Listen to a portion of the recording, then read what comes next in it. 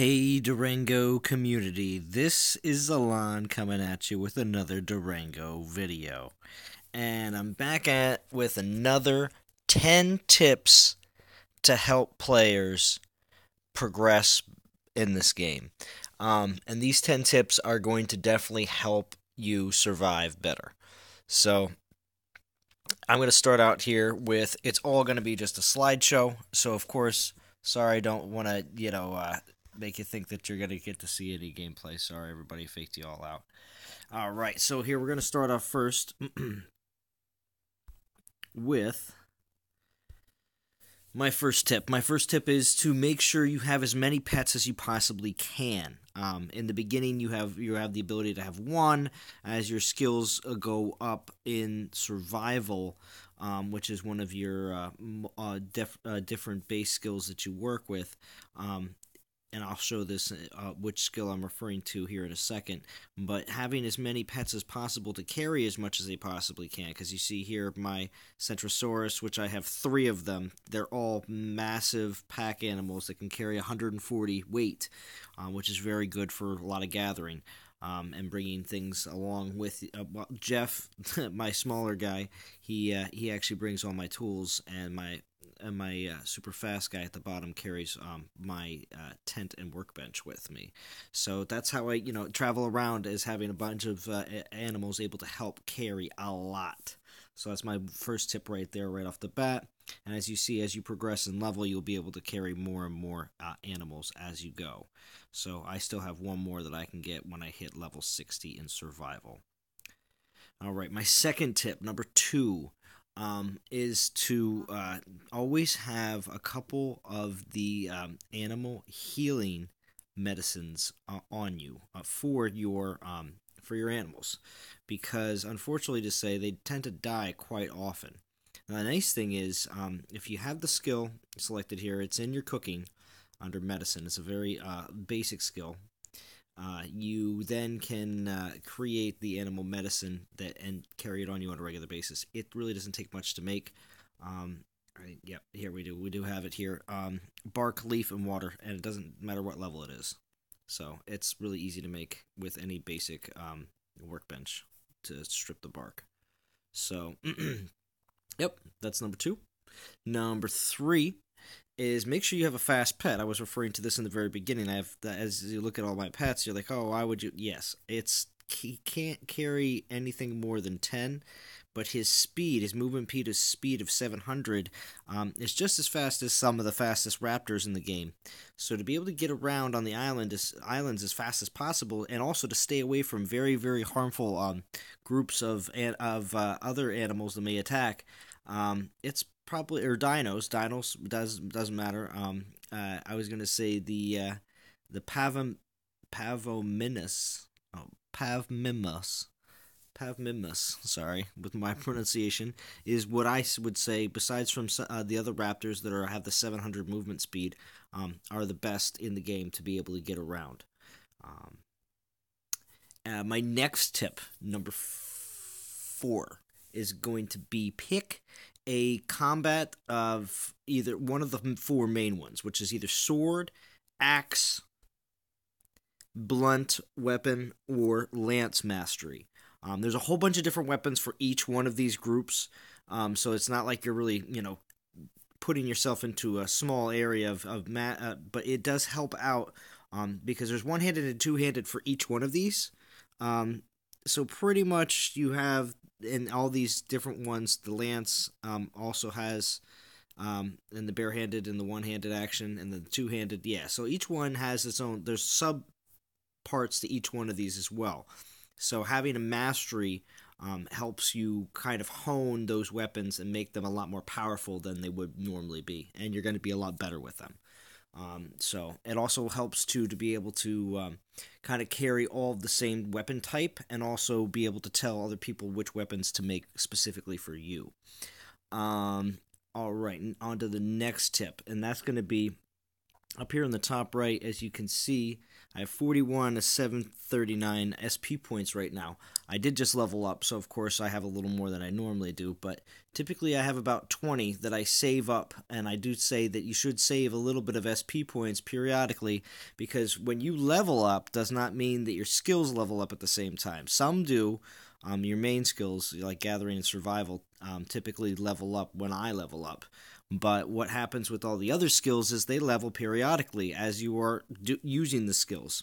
So what happens is I would level up a skill, and then I would look up and say, oh crap, I don't have any SP points to unlock all the things I needed to unlock now.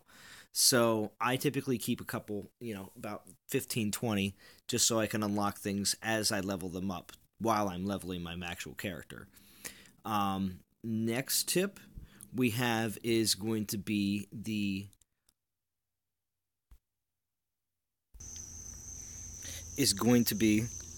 about the different warps that you should be using to warp back to your domain, to your enclave, to the local harbor, without actually wasting your time of running around or, sorry, had to relocate, and stuff like that. So there we go, got rid of it.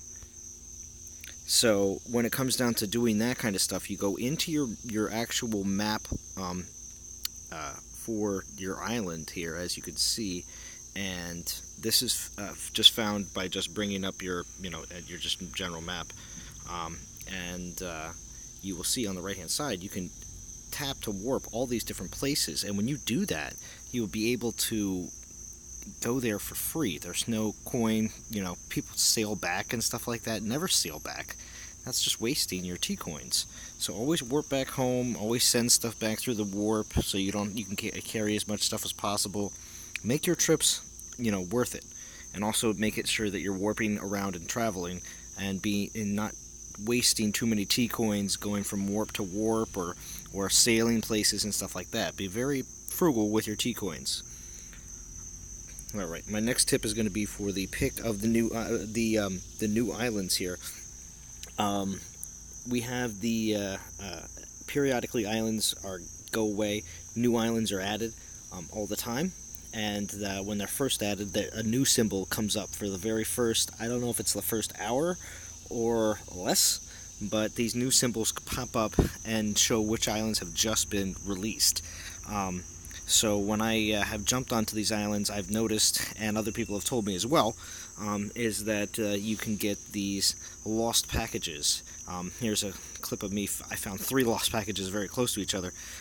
Usually I only find one at a time, but this random occasion I had actually found all 3 in one area. Most of them were actually, I think there was 2 flame helmets and then something else. I think it was like some grape seeds. So anyway, besides from that's your best chances of getting lost packages is when a island is brand new. So whenever you do see that, if you'd like to go around and see if you can find some of these lost packages, they are on brand new islands. Alright. The next tip I have is going to be always hunt in packs. You can hunt things on your own, but it's not exactly a guarantee that whatever island you're on, unless you're on lower level islands, that you're going to be able to take everything you come up against. Some of the medium and small dinos, I would recommend at least one other person, two or other people. Or in cases of a lot bigger dinos, such as this, pack hunting of like up to about 10 people can sometimes be necessary, depending on how many of these dinos you're trying to take down all at one time. So yes, having clanmates help you out in hunting parties is always a very big thing, and also making sure to find a good clan to play in is also very crucial. Also, here's my 9th tip. This tip is to stay away from the large groups of dinos and animals that you think are going to be too much. Like the Simolodons here were way high level for me. They're typically the highest level usually on most of the islands that I see them. So whenever I come across the pack of Simolodons, I do try to stay away. This is them eating me. and being happy about it, because I got a little too close and couldn't get away fast enough, and the pack just come and they take you down very quickly. So try to stay away from groups that you know you can't take, and try to get through them as fast as possible. That's why having that fast dino that I was talking about earlier can be very helpful in cases like these. And my last and final tip is, besides from the regular islands that you see around, there also are these islands that are way smaller.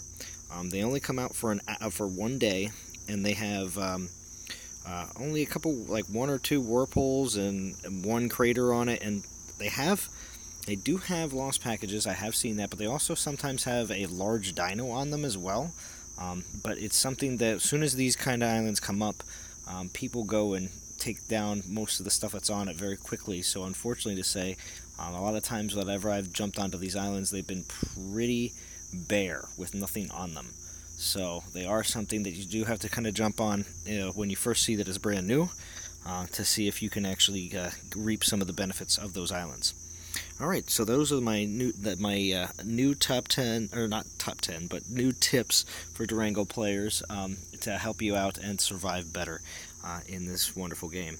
The beta should be, I think, closing here within the next 3-4 weeks, I'm thinking, but I'm trying to play as much as I can while I have the opportunity to. So, very excited for when the game here releases in the 4th quarter of this year. Alright, thank you everybody for watching. If you enjoyed, please hit the like. If you are new to the channel and enjoy Durango content, please hit the subscribe button. Thank you, and I will talk to you guys all again very soon.